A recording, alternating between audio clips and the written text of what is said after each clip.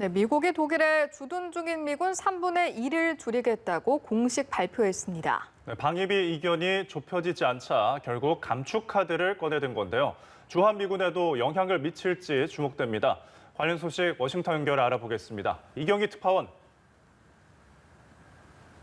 네, 워싱턴입니다. 네, 관련 보도가 나온 지 한 달여 만에 미국 정부가 주동 미군 감축을 공식화했다고요. 네, 미국 국방부가 현재 3만 6천 명 정도인 독일 주둔 미군 가운데 3분의 1 정도인 1만 2천여 명을 줄이겠다고 공식 발표했습니다. 마크 에스퍼 미 국방장관은 기자회견을 열고 주동 미군 1만 2천 명을 감축해 이 중 5,600명은 유럽 다른 국가에 재배치하고 나머지 6,400명은 미국에 복귀시키겠다고 밝혔습니다. 이는 지난달 월스트리트 저널이 9,500명을 줄인다고 보도했던 것보다 규모가 큰데요. 에스퍼 장관의 기자회견 발언 먼저 들어보시겠습니다. The current EUCOM plan will reposition approximately 11,900 military personnel from Germany. Of the 11,900, nearly 5,600 service members will be repositioned within NATO countries, and approximately 6,400 will return to the United States, though many of these or similar units will begin conducting rotational deployments back to Europe. Costs being in the single digit. 미군 유럽사령부와 유럽의 특수작전사령부 본부도 독일에서 벨기에로 이전할 것으로 전해졌습니다.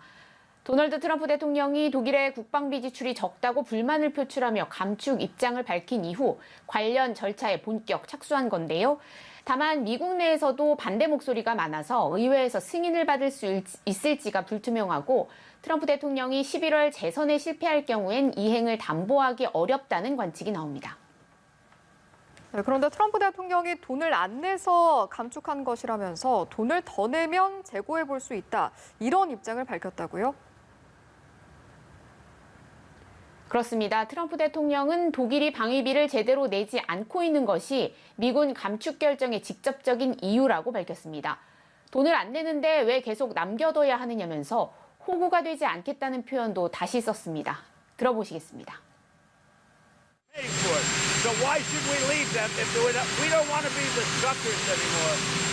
We're protecting Germany. So we're reducing the force because they're not paying their bills. It's very simple. They're delinquent. 트럼프 대통령은 독일이 돈을 더 내면 주동 미군 철수를 재고할 수 있다고도 말했습니다. 결국 방위비와 미군 병력 주둔 문제가 사실상 연계돼 있음을 확인한 셈입니다. 네, 결국 방위비 협상에 어려움을 겪고 있는 우리나라에도 주한미군 감축 문제를 연계할 수 있다, 이런 의미로 받아들일 수 있을 것 같은데 어떤 전망이 나옵니까?